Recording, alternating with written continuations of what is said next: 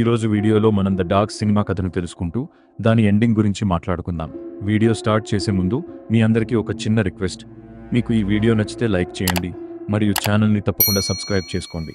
Cinema స్టార్టింగ్లో మనం Catherine అనే ఒక ఆవిడను చూస్తాం. ఆమె చాలా భయపడిపోయి ఉంటుంది. ఆమె ఇంటి బయట ఒక కార్ ఆగి ఉంటుంది. ఆ కార్ తన ఎక్స్ హస్బెండ్దే అని, అతను తనని స్టాక్ చేస్తున్నాడని క్యాథరిన్ భయపడుతూ ఉంటుంది. క్యాథరిన్ 911కి కాల్ చేసి పోలీస్ హెల్ప్ కూడా అడుగుతుంది. కానీ పోలీసులు ఆమెకు హెల్ప్ చేయరు, ఎందుకంటే బయట ఉన్న కారులో తన ఎక్స్ హస్బెండే ఉన్నాడని ఆమెకు గట్టి నమ్మకం లేదు. ఇంకో విషయం ఏంటంటే అతని మీద ఎటువంటి రిస్ట్రైనింగ్ ఆర్డర్ కూడా లేదు. రిస్ట్రైనింగ్ ఆర్డర్ అంటే తెలియని వాళ్ళ కోసం చెబుతున్నాను. ఇది ఒక లీగల్ ఆర్డర్. ఇది ఎవరైనా వ్యక్తి మిమ్మల్ని కాంటాక్ట్ చేయకుండా, మీ దగ్గరికి రాకుండా లేదా మిమ్మల్ని డిస్టర్బ్ చేయకుండా అడ్డుకుంటుంది. ఏదేమైనా క్యాథరిన్ మాత్రం బాగా భయపడిపోయింది. బహుశా ఆమె ఎక్స్ హస్బెండ్ చాలా డేంజరస్ కావచ్చు. అందుకే ఆమె రాత్రికి రాత్రే తన కొడుకు క్యామరూన్తో కలిసి ఊరు విడిచి వెళ్ళిపోతుంది. క్యాథరిన్ రాత్రంతా డ్రైవ్ చేస్తూ తన ఇంటికి చాలా దూరంగా వచ్చేస్తుంది. క్యాథరిన్ తన ఎక్స్ హస్బెండ్కి ఎంతలా భయపడేదంటే, తన కొడుకు క్యామరూన్ మనం ఇక నుంచి విడిని క్యామ్ అని పిలుద్దాం, సోషల్ మీడియా కూడా వాడనీయదు, ఎందుకంటే పొరపాటున క్యామ్ ఆన్లైన్లో వాళ్ళ లొకేషన్ లీక్ చేస్తాడేమో అని ఆమె భయం. క్యాథరిన్ తన కొడుకుతో కలిసి డ్రైవ్ చేస్తూ ఫోలో అనే ఊరికి వెళ్తుంది. అక్కడ ఒక డైనర్లో కేన్ అనే వ్యక్తిని కలుస్తుంది. నిజానికి క్యాథరిన్ కేన్ ఇచ్చిన ఒక యాడ్ చూసి అతనికి ఈమెయిల్ చేసి ఇక్కడికి వచ్చింది. ఆమె వుల్ఫ్ హోలోలోనే సెటిల్ అవ్వాలనుకుంటుంది. కేన్ ఆమెకు ఒక ఇల్లు రెంట్ కోసం చూపిస్తాడు. కేన్ క్యాథరిన్ మరియు క్యామ్లకు ఆ ఇల్లు చూపిస్తాడు. ఇక్కడ మనం గమనిస్తే క్యామ్ కొంచెం రూడ్గా బిహేవ్ చేస్తూ ఉంటాడు, ఎందుకంటే ఇలా రాత్రికి రాత్రే ఇల్లు మారడం వాడికి అస్సలు నచ్చలేదు. క్యామ్ మాటలను బట్టి వీళ్ళు ఇలా సడన్గా ఇల్లు మారడం ఇదే మొదటిసారి కాదని మనకు అర్థమవుతుంది. ఇల్లు చాలా బాగుంటుంది, కానీ కొంచెం పాతది. ఇంట్లో ఒక బేస్మెంట్ ఉందని క్యామ్ గమనిస్తాడు. ప్రస్తుతానికి అది లాక్ చేసి ఉంటుంది. కానీ ఇల్లు చూస్తున్నప్పుడు క్యామ్ మళ్ళీ బేస్మెంట్ దగ్గరికి వస్తే ఈసారి ఆ డోర్ తెరిచి ఉంటుంది. క్యామ్ బేస్మెంట్ లోపలికి వెళ్తాడు. ఆ డోర్ మీద లోపలి వైపు చాలా గీతలు, స్క్రాచ్ మార్క్స్ ఉండటం మనం గమనించవచ్చు. ఏదో జంతువు గీరినట్టుగా ఆ గుర్తులు ఉంటాయి. బేస్మెంట్ లోపల చాలా సామాన్లు ఉంటాయి. సడన్గా ఎవరో తన పేరు పిలిచినట్టు క్యామ్కి అనిపిస్తుంది. దాంతో క్యామ్ భయపడి కింద పడిపోతాడు. అప్పుడే అక్కడికి క్యాథరిన్ మరియు కేన్ వస్తారు. ఇక్కడ క్యామ్కి ఇంకో వస్తువు దొరుకుతుంది. అది గోళీలు, మార్బల్స్ ఉన్న ఒక గ్లాస్ జార్. ఈ విషయాన్ని గుర్తుపెట్టుకోండి. క్యాథరిన్ వెంటనే ఆ ఇంట్లోకి షిఫ్ట్ అవ్వాలని డిసైడ్ అవుతుంది. కేన్ అయితే వాళ్ళ దగ్గర డామేజ్ డిపాజిట్ కూడా తీసుకోడు. పైగా క్యాథరిన్కి తన దగ్గర సెక్రటరీ జాబ్ కూడా ఆఫర్ చేస్తాడు. ఈ ఇంటి ఓనర్ పేరు ఆర్ట్ మెక్టావిష్ అని, అతను పక్కనే ఉంటాడని, బేస్మెంట్లో ఉన్న సామాన్లన్నీ ఒక వారం రోజుల్లో ఖాళీ చేస్తాడని కేన్ చెబుతాడు. క్యాథరిన్ హ్యాపీగా ఉంది, కానీ క్యామ్ మాత్రం అస్సలు సంతోషంగా లేడు. ఆ రాత్రి క్యామ్ పడుకునే ముందు ఒక ఫోటో ఫ్రేమ్ని చూస్తాడు. ఆ ఫ్రేమ్ వెనుక క్యామ్ తండ్రి ఒక ఫోటోను వదిలి వెళ్లాడు. దాని వెనుక అతని కాంటాక్ట్ నంబర్ ఉంది. క్యామ్ తండ్రి క్యాథరిన్ ఎక్స్ హస్బెండ్ ఆ నంబర్ ఎందుకు ఇచ్చాడంటే క్యామ్ తనకి ఫోన్ చేసి వాళ్ల లొకేషన్ చెబుతాడని. కానీ ప్రస్తుతానికి క్యామ్ అలా చేయడు. మరుసటి రోజు క్యామ్ కొత్త స్కూల్కి వెళ్తున్నప్పుడు పొలాల నుండి మళ్లీ ఎవరో తనని పిలుస్తున్నట్టు సౌండ్ వినిపిస్తుంది. వాడు దాన్ని ఇగ్నోర్ చేసి స్కూల్కి వెళ్తాడు. అక్కడ కోడీ మర్ఫీ అనే అబ్బాయి క్యామ్ని నెట్టేస్తాడు. కోడీ ఆ స్కూల్ బుల్లి. క్యామ్ అక్కడ బెన్ అని ఇంకో అబ్బాయితో మాట్లాడతాడు. వాడు మంచివాడు. స్కూల్ నుండి వచ్చాక క్యామ్ మళ్లీ బేస్మెంట్ లోపలికి వెళ్తాడు. అక్కడ కొన్ని సామాన్లు కనిపిస్తాయి. అవి చూస్తుంటే ఏదో టీనేజ్ అబ్బాయి సామాన్లులాగా అనిపిస్తాయి. అప్పుడే ఇంటి ఓనర్ ఆర్ట్ అక్కడికి వస్తాడు. ఆర్ట్ కొంచెం రూడ్గా ఉంటాడు, కానీ మంచివాడు. సామాన్ సర్దడంలో హెల్ప్ చేయమని క్యామ్ని అడుగుతాడు. మాటల మధ్యలో ఆర్ట్ ఇక్కడ ఇదివరకు ఒక బాబు ఉండేవాడని చెబుతాడు.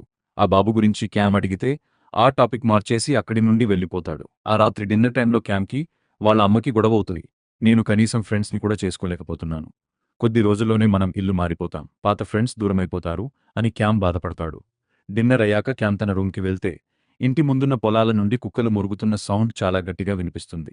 క్యామ్ చాలా డిస్టర్బ్ అవుతాడు, కానీ సడన్గా ఆ సౌండ్ ఆగిపోతుంది. మరుసటి రోజు స్కూల్లో కోడీ తన ఫ్రెండ్స్తో కలిసి బాత్రూంలో క్యామ్ని చుట్టుముడతాడు. క్యామ్ ఉంటున్న ఇంటి ఓనర్ని అతని కుక్కలే కరిచి చంపేశాయని కోడీ చెబుతాడు. ఇప్పుడు క్యామ్కి కూడా కుక్కల అరుపులు వినిపిస్తాయని, వాడికి కూడా అదే గతి పడుతుందని భయపెడతాడు. కోడీ ఇదంతా క్యామ్ని భయపెట్టడానికే చెప్పాడు. కానీ నిజానికి క్యామ్కి రాత్రి కుక్కల అరుపులు వినిపించాయి. స్కూల్ అయ్యాక క్యామ్ ఇంటి ముందున్న పొలాల్లోకి వెళ్లి తన ఇంటిని చూస్తాడు. ఎవరో కిటికీ దగ్గర నిలబడి తెరలు కర్టెన్స్ వేయడం గమనిస్తాడు. క్యామ్ వెంటనే లోపలికి వెళ్లి బేస్మెంట్లో ఒక పాత ఫైల్ చూస్తాడు. క్యామ్ ఆ ఫైల్ తీయగానే అతని ముందు ఒక పెద్ద కుక్క కనిపిస్తుంది. అది వాడి మీద గట్టిగా మురుగుతుంది. క్యామ్ భయపడి పైకి వచ్చి బేస్మెంట్ డోర్ లాక్ చేస్తాడు. ఆ కుక్కలు చాలా అగ్రెసివ్గా డోర్ని కొడుతుంటాయి. ఇదంతా తన ఊహే అని క్యామ్ తనని తాను సరిపెట్టుకుంటాడు. మరుక్షణం ఆ శబ్దాలన్నీ ఆగిపోతాయి. క్యామ్ తనతో పాటు ఆ ఫైల్ని కూడా తెచ్చుకున్నాడు. ఆ ఫైల్లో ఒక బాబు గీసిన చాలా డ్రాయింగ్స్ ఉంటాయి. అందులో ఒక ఫోటో కూడా ఉంటుంది. దాని వెనుక ఫ్రాంక్ మెక్టావిష్ మరియు ఎవెలిన్ మెక్టావిష్ అనే పేర్లు ఉంటాయి. ఆ డ్రాయింగ్స్ గురించి చెప్పాలంటే ఒక దాంట్లో అమ్మ, నాన్న, బాబు మరియు కుక్క ఉంటారు. ఆ తర్వాత డ్రాయింగ్స్లో అమ్మ కనిపించదు. తర్వాత ఒక మనిషి రక్తం మడుగులో పడి ఉంటే అతని మీద కుక్కలు ఉన్నట్టు ఉంటుంది. మిగిలిన డ్రాయింగ్స్ ఇంకా భయంకరంగా ఉంటాయి. ఎర్రటి కళ్ళున్న కుక్కల బొమ్మలుంటాయి. క్యామ్ ఆ ఫైల్ని తన దగ్గరే పెట్టుకుంటాడు. ఆ అర్ధరాత్రి క్యామ్కి మెలకువ వస్తుంది. తన రూంలో ఒక బాబు కనిపిస్తాడు. వాడు ఏదో మాట్లాడాలని ట్రై చేస్తాడు. క్యామ్ గట్టిగా అరుస్తాడు. క్యాథరిన్ వచ్చి లైట్ వేస్తుంది. లైట్ వేయగానే అక్కడ ఎవరూ ఉండరు. అది ఏదో పీడకల అని క్యాథరిన్ అనుకుంటుంది. క్యామ్కి ఒంట్లో బాలేదని మరుసటి రోజు ఇంట్లోనే రెస్ట్ తీసుకోమని చెబుతుంది. క్యాథరిన్ ఆఫీస్కి వెళ్ళగానే క్యామ్కి మళ్ళీ ఆ అబ్బాయి కనిపిస్తాడు. క్యామ్ మొదట అది తన భ్రమ అనుకుంటాడు, కానీ ఆ బాబు క్యామ్తో మాట్లాడటానికి ట్రై చేస్తూనే ఉంటాడు. ఆ బాబు చేతిలో అవే గోళీల జారుంటుంది. ముందు అమ్మ వెళ్ళిపోయింది. తర్వాత నాన్న కుక్కలను తెచ్చారు. చెడ్డవాళ్లు ఇంటికి రాకుండా ఉండటానికి. ఆ కుక్కలు ఇక్కడే ఉన్నాయి. నువ్వు చూడలేకపోయినా అవి ఇక్కడే ఉన్నాయి అని ఆ బాబు చెబుతాడు. ఆ మాటలు చెప్పి ఆ బాబు మాయమైపోతాడు. క్యామ్ భయంతో వెంటనే ఆటింటికి వెళ్తాడు. అక్కడ ఎవరూ లేరని అనుకుని లోపలికి వెళ్లి చూస్తాడు. అక్కడ ఒక ఫోటో ఆల్బమ్ దొరుకుతుంది. అందులో మెక్టావిష్ ఫ్యామిలీ ఫోటో ఉంటుంది. అందులో ఆ బాబు కూడా ఉన్నాడు. అప్పుడే ఆర్ట్ లోపలి నుండి బయటకు వస్తాడు. క్యామ్ అతనికి కనిపించకుండా తప్పించుకుంటాడు. ఇంటికి తిరిగి వస్తుంటే మళ్ళీ ఆ బాబు అరుపులు వినిపిస్తాయి. నువ్వు నా ఫ్రెండ్ కావు అని క్యామ్ అరుస్తాడు. అప్పుడే 2-3 కుక్కలు మురుగుతూ క్యామ్ మీద పడతాయి. క్యామ్ ఎలాగోలా తప్పించుకుని ఇంటి లోపలికి వెళ్లి తలుపు వేసుకుంటాడు. క్యామ్ బయట తిరుగుతున్నాడని తెలిసి వాళ్ళ అమ్మ కోప్పడుతుంది. ఆమె డోర్ తీసి చూస్తే బయట కుక్కలేమీ ఉండవు.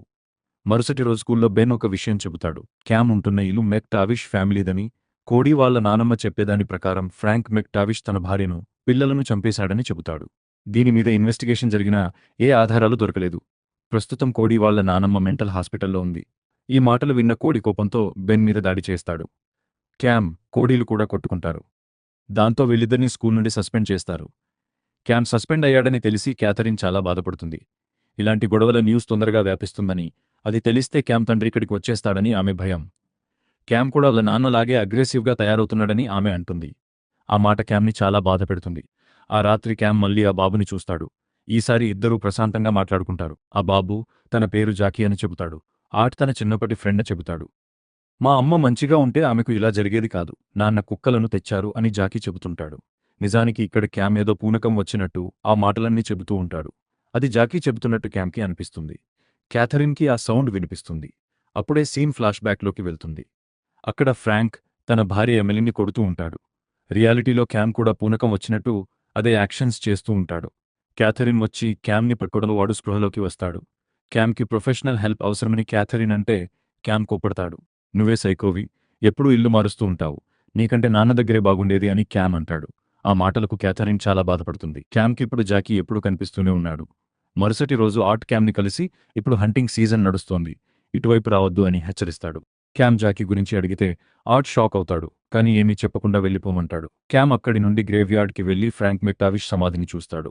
లంచ్ టైంలో క్యామ్ వాళ్ళ అమ్మతో అబద్ధం చెబుతాడు. హిస్టరీ ఎస్సే రాయాలని, అందుకే ఈ ఇంటి చరిత్ర తెలుసుకోవాలని అనుకుంటున్నానని. ఫ్రాంక్ మెక్టావిష్ తన భార్యను, పిల్లలను చంపేశాడట కదా అని క్యామ్ అడిగితే క్యాథరిన్ కోప్పడుతుంది. వాళ్ళిద్దరికీ మళ్లీ గొడవ అవుతుంది. మరుసటి రోజు క్యామ్ స్కూల్కి వెళ్లకుండా కోడి వాళ్ళ నానమ్మ ఉన్న రిటైర్మెంట్ హోమ్కి వెళ్తాడు. ఆమెను ఫ్రాంక్ గురించి అడుగుతాడు. ఆమె మొదట మంచిగానే ఉన్నా ఫ్రాంక్ పేరు వినగానే అరవడం మొదలుపెడుతుంది. వాడు తన పెళ్లాం పిల్లల్నే కాదు, నా తమ్ముడు మాథ్యూని కూడా చంపేశాడు అని అరుస్తుంది. నర్సులు రావడంతో క్యామ్ కడి నుండి పారిపోతాడు. ఇంటికి రాగానే క్యాథరిన్ వెయిట్ చేస్తూ ఉంటుంది. క్యామ్ స్కూల్ ఎగ్గొట్టాడని ఆమెకు తెలిసిపోయింది. అప్పుడే అక్కడికి పోలీసులు వస్తారు. క్యామ్ ఇల్లీగల్గా కోడి నానమ్మను కలవడానికి వెళ్లాడని వాళ్ళ కంప్లైంట్. అప్పుడే కేన్ కూడా అక్కడికి వస్తాడు. క్యామ్ గట్టిగా అరుస్తూ, నేను ఫ్రాంక్ గురించి తెలుసుకోవడానికి వెళ్లాను. వాడు తన ఫ్యామిలీని చంపి బాడీస్ని అటక మీద దాచాడు అని చెబుతాడు. క్యామ్కి అటక మీద శవాలు ఉన్నట్టు ఒక విజన్ వస్తుంది. అందరూ కలిసి అటక డోర్ ఓపెన్ చేయిస్తారు, కానీ అక్కడ ఏమీ ఉండవు. దాంతో క్యామ్ ఇంకా అగ్రెసివ్గా బిహేవ్ చేస్తాడు. క్యామ్కి మెంటల్ బాగాలేదని క్యాథరిన్ అనుకుంటుంది. కేన్ ఇప్పుడు వాళ్ళ ఫ్యామిలీ విషయాల్లో బాగా ఇన్వాల్వ్ అవుతున్నాడు. కేన్ క్యాథరిన్ డేటింగ్ చేస్తున్నారని మనకు అర్థమవుతుంది. మరుసటి రోజు కేన్ వాళ్ళింట్లో బ్రేక్ఫాస్ట్ చేస్తూ క్యామ్తో మాట్లాడతాడు. కేన్ కూడా డివోర్స్ తీసుకున్నాడు. తన పిల్లలు వాళ్ళ అమ్మ దగ్గర ఉంటారు. క్యామ్ కేన్ని నమ్మి ఆ డ్రాయింగ్స్ అన్నీ చూపిస్తాడు. జాకీ గురించి కూడా చెబుతాడు. కేన్ ఆ విషయాలన్నీ క్యాథరిన్కి చెప్పేస్తాడు. దాంతో క్యామ్ కేన్ మీద నమ్మకం కోల్పోతాడు. క్యామ్ తన రూమ్కి వెళ్లి తన నాన్న నంబర్ తీసి ఫోన్ చేస్తాడు. క్యామ్ నాన్న ఫోన్లో ఏడుస్తూ, నిన్ను చాలా మిస్ అవుతున్నాను అని చెబుతాడు. పాత ఇంట్లో మా వెనకాల పడింది నువ్వేనా అని క్యామ్ అడిగితే, నేను స్టార్ట్ చేయలేదు, ఒకవేళ చేసినా తప్పేముంది, నువ్వు నా కొడుకువి అని ఆయన అంటాడు. అంటే ఆయన నిజంగానే వాళ్ళ వెనకాల పడుతున్నాడని అర్థమవుతుంది. క్యాథరిన్ రాగానే క్యామ్ ఫోన్ కట్ చేస్తాడు. మరుసటి రోజు స్కూల్లో అందరూ క్యామ్ని పిచ్చివాడిలా చూస్తుంటారు. జాకీ మళ్ళీ కనిపిస్తే నువ్వు నిజమైతే నీ స్టోరీ మొత్తం చెప్పు, లేదంటే నాకు పిచ్చి పట్టిందని అనుకుంటాను అని క్యామ్ అంటాడు. జాకీ తన కథ చెబుతాడు. జాకీ నాన్న ఫ్రాంక్ ఎప్పుడూ తన అమ్మని కొట్టేవాడు. ఇదంతా మా తప్పే అని జాకీ అనుకునేలా ఫ్రాంక్ వాళ్ళని మెంటల్గా టార్చర్ చేసేవాడు. జాకీ వాళ్ళ అమ్మ ఎమెలిన్ మాథ్యూ అనే వ్యక్తిని ఇష్టపడింది. ఒకరోజు ఆమె జాకీని తీసుకుని వెళ్ళిపోవాలని సామాన్లు సర్దుతుంటే ఫ్రాంక్ వచ్చి ఆమెను చంపేస్తాడు. జాకీ భయంతో అటక మీద ఉన్న ఒక పెట్టెలో ట్రంక్ దాక్కుంటాడు. ఫ్రాంక్ పొలంలో గొయ్యి తీయడం జాకీ చూస్తాడు. అంటే తన అమ్మ శవాన్ని అక్కడే పాతిపెట్టాడని జాకీకి అర్థమవుతుంది. తర్వాత ఫ్రాంక్ 3 పెద్ద కుక్కలను తెస్తాడు, ఎవరూ లోపలికి రాకుండా ఉండటానికి. జాకీ తన ఫ్రెండ్ ఆర్ట్ని కలిసి ఈ విషయాలన్నీ చెబుతాడు, కానీ ఎవరికీ చెప్పవద్దని ప్రామిస్ చేయించుకుంటాడు. అప్పుడే క్యాథరిన్ రూంలోకి రావడంతో జాకీ మాయమైపోతాడు. క్యామ్కి తన నాన్న మైక్ నుండి కాల్ వస్తుంది. మైక్ కేన్ గురించి అడిగి కోపడతాడు. మైక్ ఫోన్లో క్యామ్ గొడవ పడుతున్న ఒక వీడియో కనిపిస్తుంది. ఎవరో ఆ వీడియో ఆన్లైన్లో పెట్టారు. అది చూసి మైక్ వాళ్ళ లొకేషన్ కనిపెట్టేశాడు. మైక్ ఆల్రెడీ కార్లో వస్తున్నాడు. అంటే అతను నిజంగానే స్టాకర్. కేన్ ఇప్పుడు క్యామ్ వాళ్లతోనే ఉంటున్నాడు. జాకీ మళ్లీ కనిపించి, నాన్న బయటకు వెళ్ళొద్దన్నారు, కానీ నేను వెళ్లి ఆర్ట్ని కలిశాను. అది తెలిసి నాన్న కుక్కలను నా మీదకు ఉసిగొల్పారు అని చెబుతాడు. కాని ఆ కుక్కలు జాకీని వదిలేసి ఫ్రాంక్నే కరిచి చంపేస్తాయి. జాకీ భయపడి అటక మీద ఉన్న పెట్టెలోకి వెళ్లి దాక్కుంటాడు. కుక్కలు పైకి రాలేకపోవడంతో జాకీ బ్రతుకుతాడు. క్యామ్ వాళ్ళ అమ్మ, కేన్ ఇద్దరూ క్యామ్కి సారీ చెబుతారు. అప్పుడే బయట ఎవరో ఉన్నట్టు క్యామ్కి అనిపిస్తుంది. కేన్ క్యామ్ బయటకు వెళ్లి చూస్తారు, కాని ఎవరూ ఉండరు. కోడీ వచ్చి ఉంటాడని క్యామ్ అనుకుంటాడు. మరుసటి రోజు స్కూల్లో కోడీని అడిగితే తను రాలేదని చెబుతాడు. క్యామ్కి మళ్లీ వాళ్ళ నాన్న కాల్ చేస్తాడు. నేను నీతో మాట్లాడను, మా అమ్మకు ఇష్టం లేదు అని క్యామ్ అంటే మైక్ క్యాథరిన్కి వ్యతిరేకంగా క్యామ్ని రెచ్చగొడతాడు. మైక్ ఆల్రెడీ అదే ఊరిలో ఒక మోటల్లో గంతు ఉన్నాడు. ఆ సాయంత్రం క్యామ్ ఇంటికి వెళ్తుంటే దారిలో ఒక కార్ ఆగుతుంది. అందులో మైక్ ఉన్నాడు. ఆ కార్ కేన్ది. అంటే మైక్ కేన్ మీద దాడి చేసి కార్ తీసుకున్నాడన్నమాట.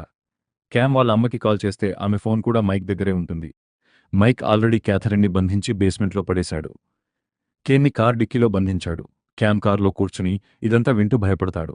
ఒక పాయింట్లో కార్ హ్యాండిల్ తిప్పడంతో కార్ రోడ్డు పక్కన ఆగిపోతుంది.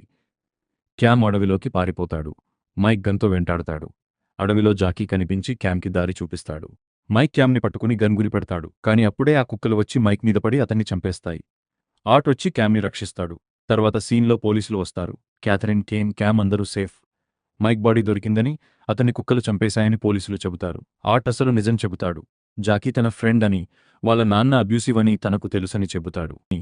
ఫ్రాంక్ చనిపోయాక జాకీ ఏమయ్యాడో తనకు తెలియదని, వాళ్ళమ్మ తీసుకెళ్లిపోయిందని అనుకున్నానని ఆర్ట్ చెబుతాడు. 10 ఏళ్ల క్రితం ఒక తుఫాన్ వచ్చినప్పుడు అటక డ్యామేజ్ అయితే ఆర్ట్ రిపేర్ చేయడానికి వెళ్లి అక్కడ ఒక పెట్టె చూశాడు. ఆ పెట్టె తెరిస్తే అందులో జాకీ శవం ఉంది. ఆ రోజు జాకీ పెట్టెలో దాక్కున్నప్పుడు అది బయట నుండి లాక్ అయిపోయింది. దాంతో వాడక్కడే ఊపిరి ఆడక చనిపోయాడు. ఆర్ట్ ఆ శవాన్ని పొలంలో పాతిపెట్టాడు. క్యామ్ చెప్పినట్టు పొలంలో గొయ్యి తీస్తే అక్కడ ఎమెలిన్ మరియు మాథ్యూ బాడీస్ దొరుకుతాయి. సినిమా ఎండింగ్లో క్యామ్ ఆ గోళీల జార్ని జాకీ సమాధి మీద పెడతాడు. వింటర్ సీజన్ రావడంతో సినిమా ముగుస్తుంది. ఇది the dogs movie explanation. Video నచ్చితే లైక్, షేర్ చేయండి. కొత్త వాళ్ళైతే సబ్స్క్రైబ్ చేసుకోండి. ఇటువంటి మరిన్ని వీడియోలతో మళ్ళీ కలుద్దాం.